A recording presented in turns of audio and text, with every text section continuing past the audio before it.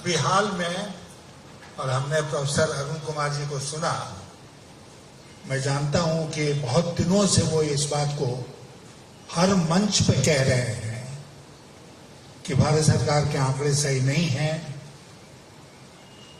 और खास करके विकास के जो आंकड़े हैं वो बढ़ा चढ़ाकर पेश किए जाते हैं। लेकिन इस बात की जितनी सुनवाई होनी चाहिए, इस बात को जितना महत्व मिलना चाहिए, वो दुर्भाग्य से नहीं मिल रहा है। और इसलिए नहीं मिल रहा है क्योंकि दूसरी तरफ से जो प्रचार की आंधी आ रही है उसमें सच्चाई कहां गुम हो गई ये पता नहीं चलता है।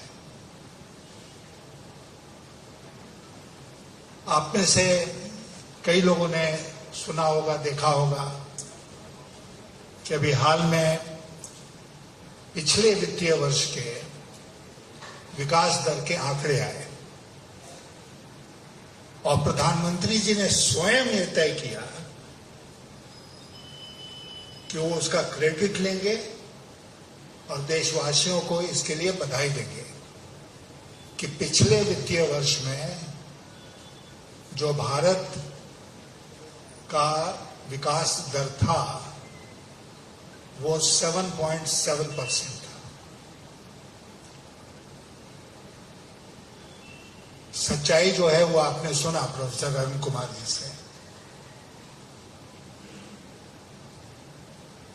लेकिन मैं अब इसके तहकीकात में जब जा रहा था यहां आने के पहले, तो मैंने पाया कि नहीं, ना केवल प्रोफेसर अरुण कुमार जैसे जो इकोनॉमिस्ट हैं वो इन आंकड़ों पर शक करते हैं, इन आंकड़ों को झुठलाते हैं, बल्कि इंटरनेशनल मॉनेटरी फंड एक ऐसी संस्था जो विश्व भर के देशों के उन्हीं के दिए हुए आंकड़ों के आधार पर आकलन करती है कि किसका क्या ग्रोथ रेट रहा, उसने पिछले साल नवंबर में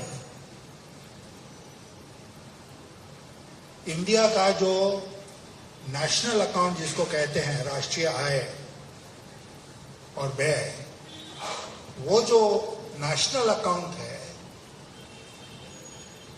उसके ऊपर शक करते हुए उसको सी ग्रेड में डाल दिया। क्यों professor Arun Kumar? C grade में डाल दिया। इससे लोएस्ट केवल डी ग्रेड है। और उन्होंने साफ शब्दों में कहा कि अब आपके आंकड़े भरोसे के योग्य नहीं रहे। अब हमारे यहां जो आजकल नई परंपरा चल चुकी है उसमें ये आपके हमारे ध्यान में लाने का काम उन लोगों ने नहीं किया जिन लोगों की ये जिम्मेदारी है कि वो सच्चाई हम तक पहुंचाएं। और आईएमएफ ने कहा कि persistent methodological shortcomings हमारे देश के आंकड़े में है और इसलिए उसके ऊपर भरोसा नहीं किया जा सकता है। ब्राजील और साउथ अफ्रीका जो ब्रिक्स में हमारे समकक्ष देश हैं, उनका भी आंकड़ा जैसे विकसित जो देश हैं यूएसए और यूके जिनका ए ग्रेड है, उसमें ब्राजील और साउथ अफ्रीका भी ए ग्रेड में रखे जाते हैं।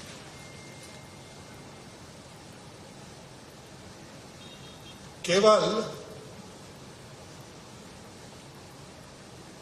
हम जो हैं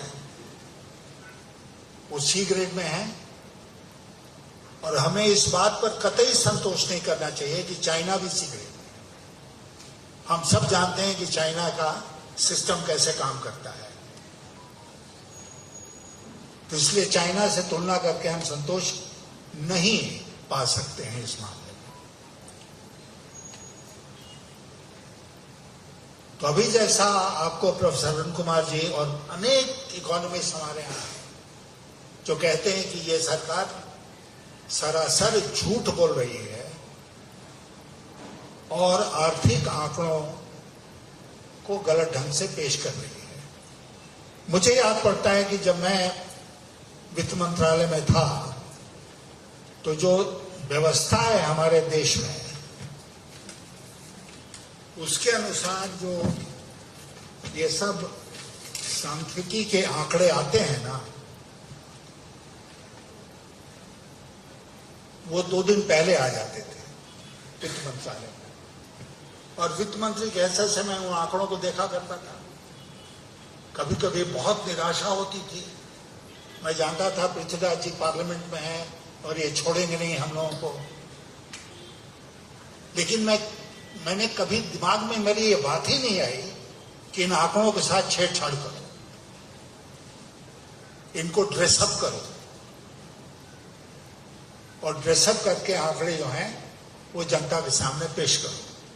ठीक है, अब आंकड़े हमारे अनुरूप नहीं है तो नहीं है, बल्कि आंकड़ों के पूरे कलेक्शन, कोलेशन, डिसेमिनेशन, इनको और सही करने के लिए और सरकार से उसको और दूर करने के लिए मैंने एक एक्सपर्ट कमेटी बनाई। रंगराजन साहब उस समय डिप्टी गवर्नर थे रिजर्व बैंक ऑफ इंडिया, उनके नेतृत्व में वो कमेटी बनी और हमने कहा कि ये पूरा आंकड़ा जो है इसको हम और कैसे सटीक कर सकते हैं, इसके बारे में आप लोग अध्ययन करके रिपोर्ट पेश करो। और उन्होंने अध्ययन करके रिपोर्ट पेश किया और उस रिपोर्ट के आधार पर फिर हम लोगों ने एक नेशनल स्टैटिस्टिकल कमीशन का निर्माण किया जो सरकार से दूर, सरकार के प्रभाव से दूर, इंडिपेंडेंट रूप से अपना काम कर सके। मुझे याद पड़ा अपने वो आईएएस के दिन, आंकड़े कहां से आते हैं? आंकड़े जिले में जो लोग होते हैं पोस्टेड पदाधिकारी, वो वहां से आंकड़े भेजते हैं। तो मैं देखा करता था जब मैं सब डिविजनल मजिस्ट्रेट था कि धान की फसल कैसी हुई, कौन बताएगा? उस हलके का जो कर्मचारी है वो बताएगा। किस आधार पर बताएगा? आई एस्टिमेशन। वो गांव में घूमेगा, देखेगा खेत में फसल कैसी है और उसके आधार पर कहेगा अच्छी है, बुरी है, 80% होगा, 90% होगा, 40% होगा।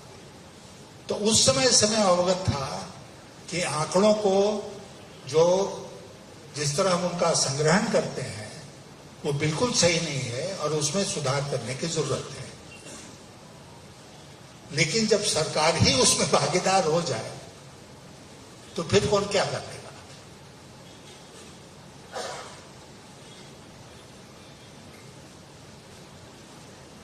मैं एक बात आप लोगों के सामने रखना चाहता हूं। मैं आने के पहले उन आंकड़ों को देख रहा था कि विकास कैसे होगा। विकास होगा जब पूंजी निवेश होगा, पूंजी निवेश होगा तब विकास दर आगे बढ़ेगा। अब हमारे देश में पिछले 10-12 वर्षों का आंकड़ा निकालकर मैं देख रहा था कि जो हमारा पूंजी, हमारे देश में जो पूंजी जमा होती है, जो इन्वेस्ट हम करते हैं, कैपिटल फॉर्मेशन, वो लगभग स्टैग्नेंट है अराउंड 32% ऑफ द जीडीपी, 32, 33, 31। तो कोई भी व्यक्ति जो इसके बारे में थोड़ी भी जानकारी रखता है वो आपको बताएगा कि अगर हमारा ग्रोस कैपिटल फॉर्मेशन जिसको कहते हैं वही 32-33% है जीडीपी का, तो इसके आधार पर हमारा ग्रोथ रेट कितना होगा? हमारा ग्रोथ रेट होगा 6.5 से 7%, उससे ज्यादा हो ही नहीं सकता है। तो ये जो आंकड़े बता दिया इन लोगों ने कि 8% हो गया, 9% हो गया, ये सब झूठे आंकड़े हैं। और उसके बाद तुर्रा ये प्रधानमंत्री जी कहते हैं कि 2047 आते आते भारत को विकसित देश बना दें। 2024-25 आते आते वो विश्व गुरु बन गए। अब भारत को विकसित देश बनाना है तो उसमें कौन सा झूठ काम करेगा कि वो जो टारगेट डेट है उसको इतनी दूर रखो कि न वो जिंदा रहेंगे न हम जिंदा रहेंगे। कोई ना पूछने वाला ही नहीं होगा कि भाई आपने ऐसा बोला था, बताइए क्या हुआ। तो विकसित देश बन जाएंगे। अब सारे अर्थशास्त्री ये कहते हैं कि अगर हमको सचमुच में विकसित देश बनना है 2047 तक, तो हर साल हमारा विकास का दर 8% प्लस होना चाहिए। और हमें 6-6.5%, 7% मैक्सिमम मान लीजिए झूठे आंकड़ों के आधार पर। तो क्या हम उस मंजिल तक पहुंच पाएंगे 2047 तक? लेकिन जैसा हमारे प्रधानमंत्री जी कहते हैं, झूठ बोलो, बार बार झूठ बोलो, जनता को मूर्ख बनाओ, लगातार झूठ बोलते रहो। अब ये जो क्राइसिस है इंडियन इकोनॉमी में, ये कोई ईरान, अमेरिका और इजराइल की युद्ध का परिणाम नहीं है। ये जो क्राइसिस है वो पिछले 10-12 वर्षों की है और बिल्ट इन क्राइसिस है।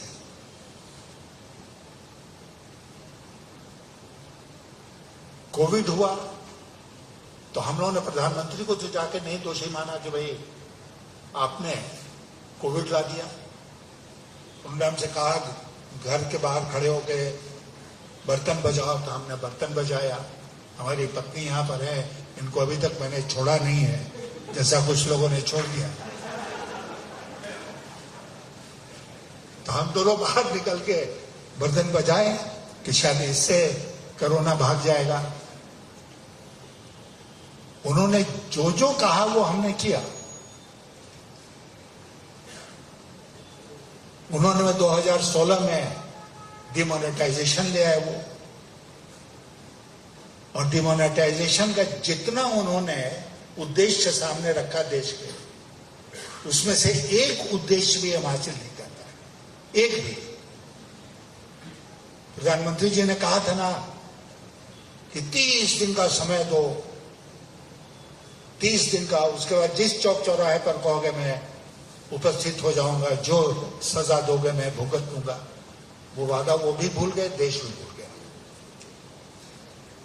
अब कोई बीजेपी वाला भी डिमोनेटाइजेशन की दूर दूर तक बात नहीं करता है, क्योंकि उसने समझ लिया कि कुछ हासिल नहीं हुआ।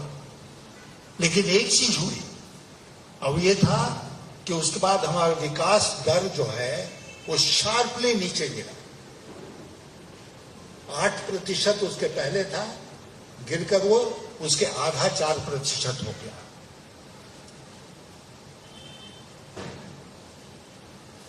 अब इस समय क्या स्थिति है आपको अरुण कुमार जी ने बताया, लेकिन ये जो क्राइसिस है ईरान युद्ध की, ये तो 28 फरवरी को शुरू हुआ।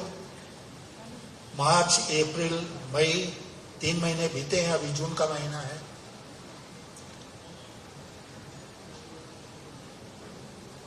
लेकिन हमें याद है वो क्राइसिस, पृथ्वीराज जी, 1991 जब हम लोग चंद्रशेखर जी के साथ कुछ दिनों तक सरकार में थे, एज यू आर अवेयर, हमारा जो फॉरेन एक्सचेंज रिजर्व था वो घटते घटते मात्र 2 हफ्ते के इंपोर्ट के लिए बचा था।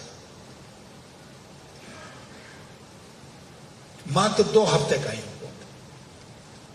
अभी तो हम कितने पर हैं, बोलता है कि 680 बिलियन डॉलर के आसपास होगा।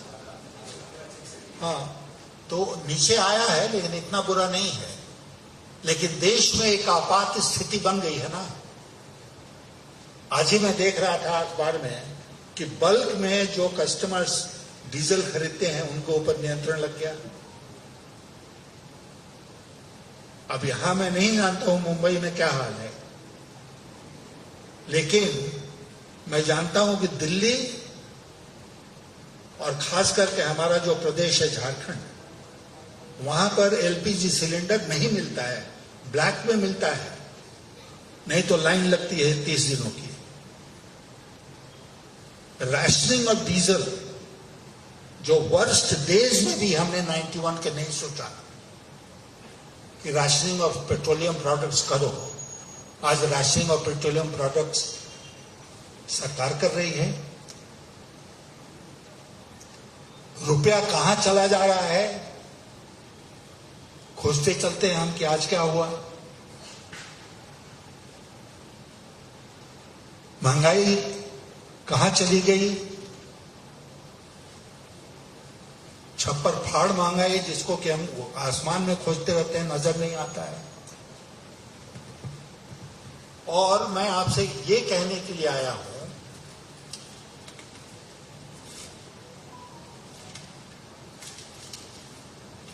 कि ये सारा मामला जो है, मुंबई में बैठे हैं, स्टॉक मार्केट का क्या हाल है।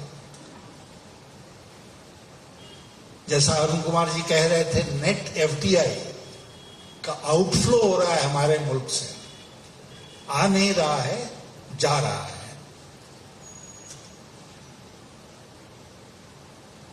मैं आंकड़े देख रहा था कि पिछले 2 साल में रुपए के टर्म्स में 3.25 लाख करोड़ रुपया देश के बाहर गया।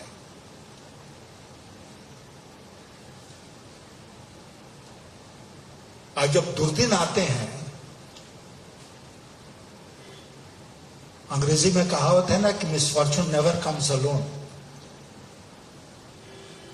तो ऊपर से ये एल नीनो आ गया। अब एल नीनो का बहुत कुप्रभाव पड़ने वाला है मानसून के ऊपर। मानसून के ऊपर प्रभाव पड़ेगा, और दूसरी ओर फर्टिलाइजर शॉर्टेज है। सरकार कह रही है कि फर्टिलाइजर का इस्तेमाल कम करो या मत करो,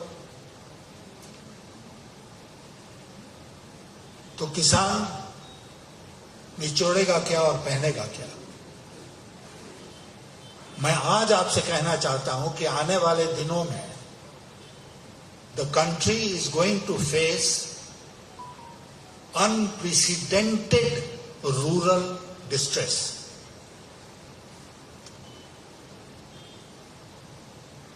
और किसान किस तरह हमारे अर्थव्यवस्था को संभाल कर रखता है, खास करके जो ग्रामीण अर्थव्यवस्था है, हम जानते हैं। अगर वो मुश्किल में पड़ेगा तो उस मुश्किल का पूरी अर्थव्यवस्था के ऊपर जो व्यापक असर है वो कितना गंभीर होगा, हम आप उसका अंदाज लगा सकते हैं।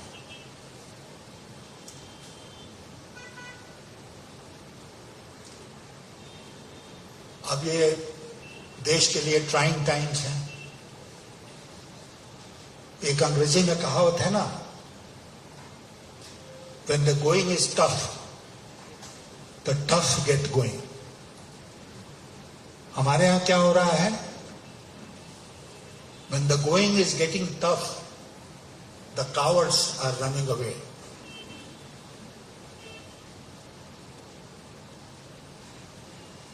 इससे देश नहीं संभलने वाला है।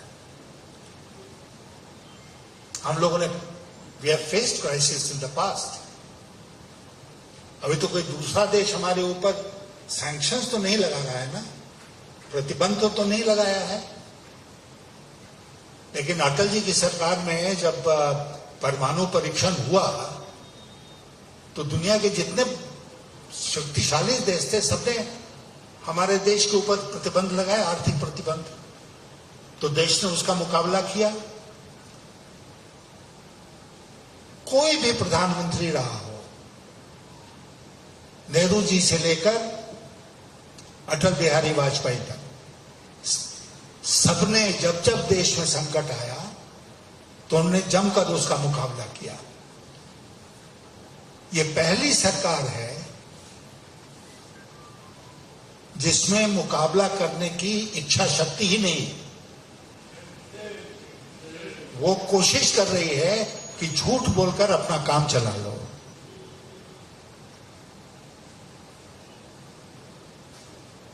अब आप जानते हैं कि जो हमारी अर्थनीति है उसका कहीं न कहीं काफी नजदीकी संबंध हमारी विदेश नीति से भी है।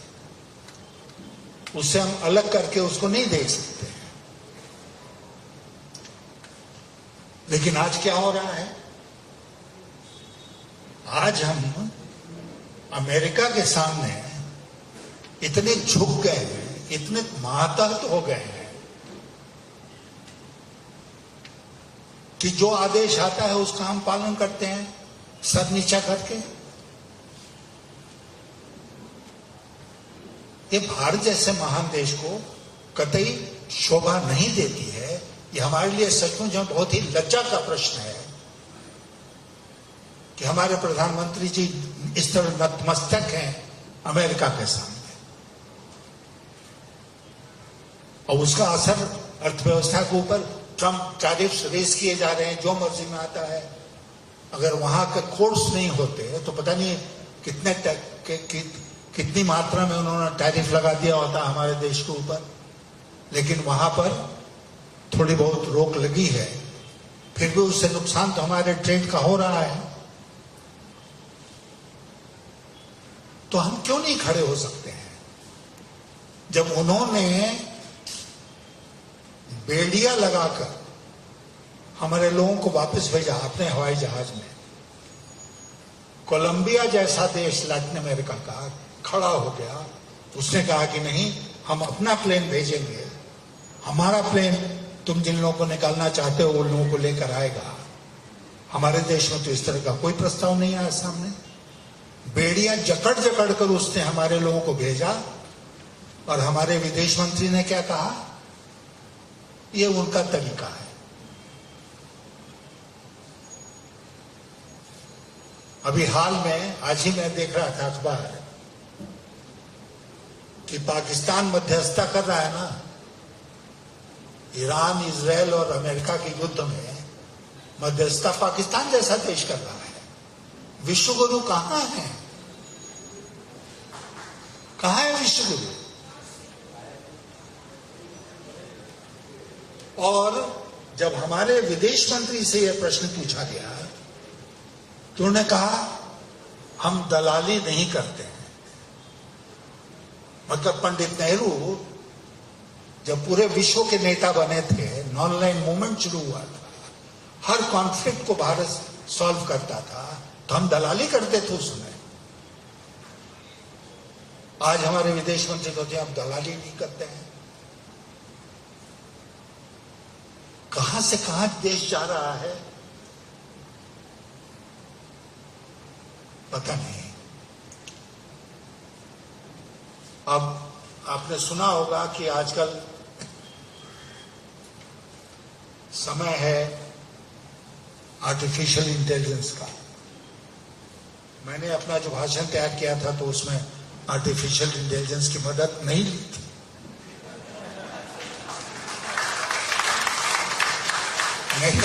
नहीं तो मैं कहता उस वेबसाइट पर जाकर कि भाई हमारी भाषा में आधे घंटे का स्पीच इस विषय पर लिखकर मुझे दिखा दो, तो वो दिखा देता है। लेकिन हम आप उसको रोक नहीं सकते हैं। आर्टिफिशियल इंटेलिजेंस आ रहा है, पुराने टेक्नोलॉजीज जो शेयर्स हैं वो किस तरह धराम हो रहे हैं, आप सब देख रहे हैं। तो भारत कहां खड़ा है? मुझे याद पड़ रहा था पृथ्वीराज जी कि जब ये कंप्यूटर वगैरह का जमाना आया तो we opted for software, hardware पर उतना ध्यान नहीं दिया हमने जब जितना देना चाहिए। अब आर्टिफिशियल इंटेलिजेंस में भी हम कंज्यूमर बन रहे हैं, हम उसको खुद प्रमोट नहीं कर रहे हैं कि वो सिस्टम सारे हमारे देश में बने।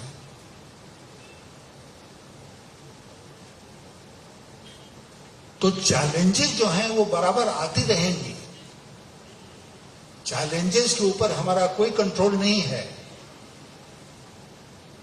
टेक्नोलॉजी का विकास होता रहेगा, उसके डील करने के लिए हमको तैयार रहना पड़ेगा। लेकिन फिर बात आती है, पढ़े लिखे लोग हैं क्या? हमारी सरकार में कितने पढ़े लिखे लोग हैं? मुझे याद है जब पृथ्वीराज जी थे पार्लियामेंट में, मैं था, ऑपोजिट साइड में थे, लेकिन एक दूसरे की बहुत इज्जत थी। मैं इनके जो अचीवमेंट्स है उनका सम्मान करता था। ये अनावश्यक रूप से मेरे ऊपर आक्रमण नहीं करते थे। कुमार केतकर जी आप ही रहे हैं, पार्लियामेंट में कभी इस तरह की बात नजर नहीं आई कि जो ऑपोजिशन में है वो हमारा दुश्मन है, उसको हम बराबर जब तक समाप्त नहीं कर देंगे, जड़ से समाप्त नहीं कर देंगे, तब तक हमको संतोष नहीं होगा। मैं आप सब लोगों से ये कह के जाना चाहता हूं इस पवित्र तिलक भवन में कि जो दिशा हमारी न केवल अर्थव्यवस्था बल्कि हमारी राजनीति ने ले लिया है, प्रतिशोध की भावना से हमारे देश में जो राजनीति हो रही है, वो अगर इसी तरह हमने चलने दिया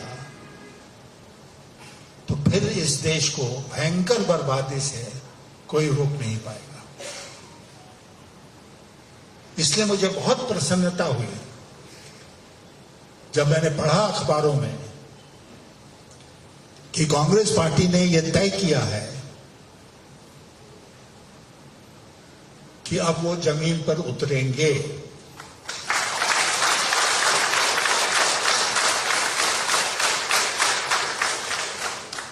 और मैं आपसे आज कह के जाना चाहता हूं, जिम्मेदारी सबसे ज्यादा कांग्रेस पार्टी के ऊपर है। अगर कांग्रेस पार्टी ने इस कथनी को करनी में नहीं बदला, आने वाले दिनों में जो कि देश के लिए बहुत मुश्किल के दिन होने वाले हैं, अगर आप लोग जमीन पर नहीं उतरे, खेत खलिहान में नहीं गए, लोगों के साथ संवाद स्थापित नहीं किया, तो इस देश का भविष्य खतरे में है। उसको बचाने की जिम्मेदारी, जैसे आजादी की लड़ाई में देश को आजाद कराने की जिम्मेदारी कांग्रेस पार्टी के, उस समय के कांग्रेस पार्टी के ऊपर थी, उसी तरह आज कांग्रेस पार्टी के ऊपर यह जिम्मेदारी है कि देश को इस गुर्बत से बचाएं, देश को सही रास्ते पर ले जाएं। और मैं मानता हूं कि इसका एक ही तरीका है, वो है सड़क पर उतरो। क्योंकि अब ऑफिसेज में बैठकर आंदोलन नहीं होगा, ट्विटर पर आंदोलन नहीं होगा, फेसबुक पर आंदोलन नहीं होगा, आंदोलन होगा धरातल पर, आंदोलन होगा सड़कों पर। लाठी खाने के लिए आपको तैयार रहना पड़ेगा, जेल जाने के लिए आपको तैयार रहना पड़ेगा। गोली चले तो उसकी परवाह नहीं करना है, लेकिन जनता तक ये संदेश पहुंचना चाहिए कि आज भारत, हमारा महान देश, भयंकर संकट में फंसा हुआ है और इस सरकार के कुबत के बाहर की बात है कि वो देश को इस संकट से बाहर निकाले। Therefore, Modi must go, and the sooner the better. The sooner the better. बहुत धन्यवाद।